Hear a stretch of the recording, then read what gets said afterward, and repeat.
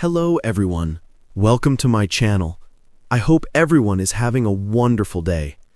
Ruth had always known Eamonn to be a man of composure. Even on the stormiest mornings, with the rain hammering against the windows of their little seaside cottage, he would sit at the kitchen table with a steaming cup of tea, a faint smile tugging at the corners of his lips, and an unreadable look in his eyes. But today was different. Eamonn sat in the worn armchair by the window, sunlight spilling over his silver hair, and Ruth realized he had been staring at her for a long time. There was a softness in his gaze she hadn't seen before, a vulnerability that made her stomach tighten. "Ruth?" His voice was barely more than a whisper, yet it carried the weight of years, of laughter and sorrow, of mornings they'd spent in silence and nights that had ended with whispered promises. "Yes, Eamonn?" she asked, trying to mask the tremor in her voice. He coughed lightly, then reached for her hand.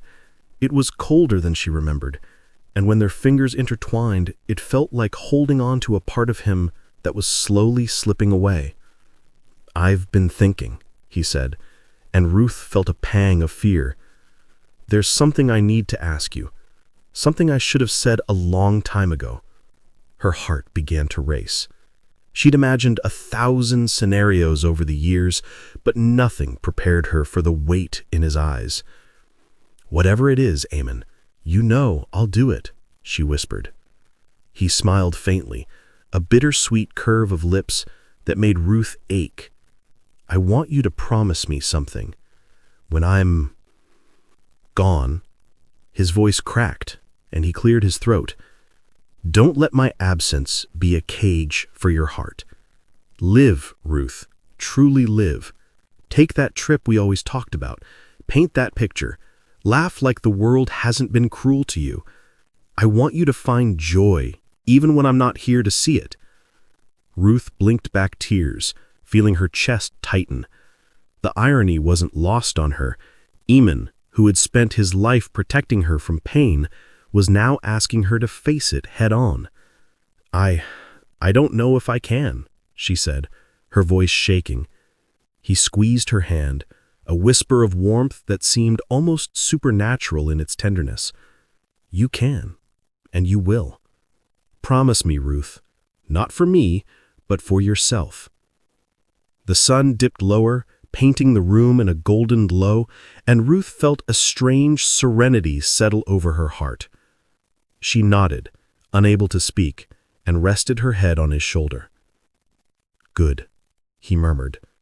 "That's all I need." The days that followed were quiet. Ruth watched Eamonn slip away with dignity, holding her hand until the very end. And when he was gone, the house felt emptier than she could bear. Yet nestled in the hollow ache of grief was the seed of his final wish. Weeks later, Ruth found herself on a small, sun-drenched boat, the salty wind tugging at her hair. She laughed, a full, unrestrained laugh, and felt Eamonn's presence beside her, not as a shadow of sorrow, but as a whisper of encouragement. She painted the sky with colors she had longed to mix. She walked along streets that hummed with unfamiliar languages. She discovered joy in tiny, radiant moments.